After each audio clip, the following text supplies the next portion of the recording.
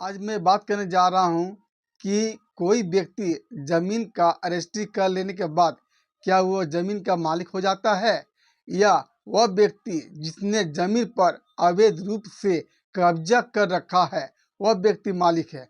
आज हम इसी विषय पर चर्चा करने जा रहे हैं दोस्तों। नमस्कार, मैं सुनील कुमार अधिवक्ता। दोस्तों, आज मैं बात करने जा रहा हूँ कि क्या कोई व्यक्ति किसी अचल संपत्ति यानी कि कोई जमीन भूखंड अपने नाम पर रजिस्ट्री करा ली है तो क्या वो जमीन का मालिक हो गया है। आज इसी विषय में मैं आप लोगों से बात करने जा रहा हूँ।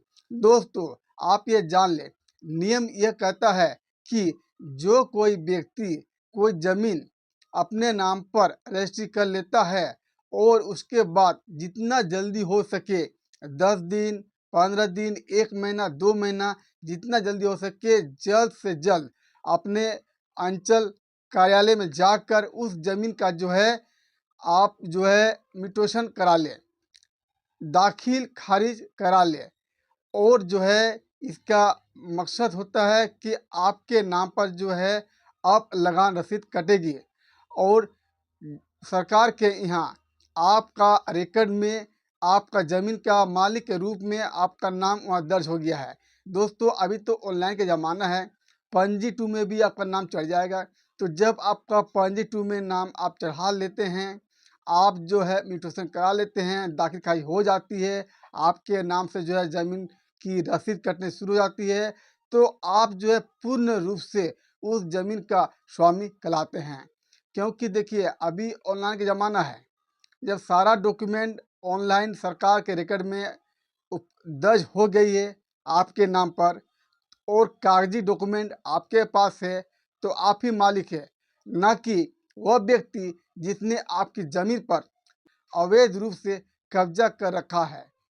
होता यूँ है, कहीं कहीं देखने को मिलता है कि जैसे कि मान लेते हैं आपके ज़मीन पर अवैध रूप से किसी व्यक्ति ने कब्जा कर रखा है और आप वहाँ जाएंगे, देखेंगे कि उस ज़मीन पर कोई और व्यक्ति ने कब्जा कर रखा है, तो आप उनको कहें कि भाई ये ज़मीन हमारा है, इसका पेपर्स, डीड, सारा डॉक्यूमेंट हमारे पास है, हमारे नाम पर है, कृपया आप इन्हें छोड़ दें।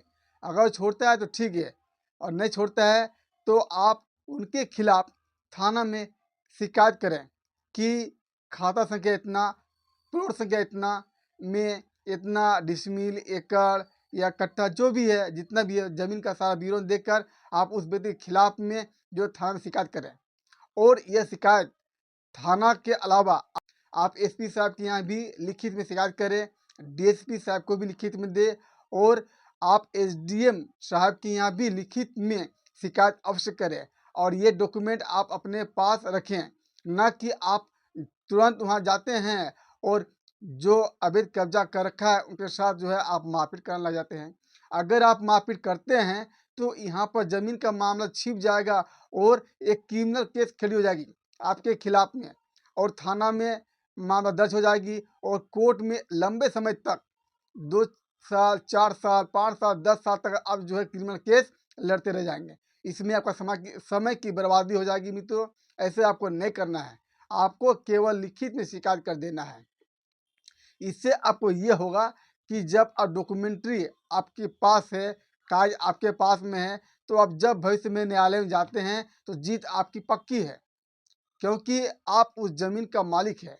और जब आपके ज़मीन पर किसी व्यक्ति ने, अन्य व्यक्ति ने अवैध रूप से कब्जा कर रखा है, तो आपने तुरंत एक्शन ली है, उनके खिलाफ तुरंत शिकायत की है, तो ये सारा कागज पत्र आपके पास रहेंगे, न्यायालय में सबमिट करेंगे, जीत आपकी होगी। और वो व्यक्ति जो अवैध रूप से कब्जा कर रखा ज़मीन पर, उस पर सख्त से सख्त कानूनी कार्रवाई की जाएगी और उनको दंडित किया जाएगा। मित्रों, क्योंकि देखिए, होता यह है कि कानून भावनाओं से नहीं चलती है, ना कि जज्बातों से चलती है। कानून केवल और केवल सबूत के आधार पर चलती है, चाहे वो क्रिमिनल केस हो या टाइटल सूट केस हो। दोनों केस, किसी भी प्रकार के केस में आपके सबूत के आधार पर कानून चलती है, भावनाओं पर नहीं चलती है। इसलिए जीत आपकी होगी। आपके पास में ज़मीन का सारा डॉक्यूमेंट आपके पास है, आपके नाम पर से है, खतियान में भी आपका नाम चढ़ गया है, सरकार के रिकॉर्ड में भी आपके यहाँ नाम चढ़ गया है। आप निश्चित रहें, आप पेपर को ओके रखें, जीत आपकी होगी। अगर इस वीडियो से अगर आपको ज़रा से भी कुछ सीख मिलती है तो प्लीज़ अधिक से अधिक दोस्तों के बीच शेयर करें और हमारे वीडियो को लाइक करें, सब्सक्राइब करें। Thanks for watching. जय हिंद, जय भारत।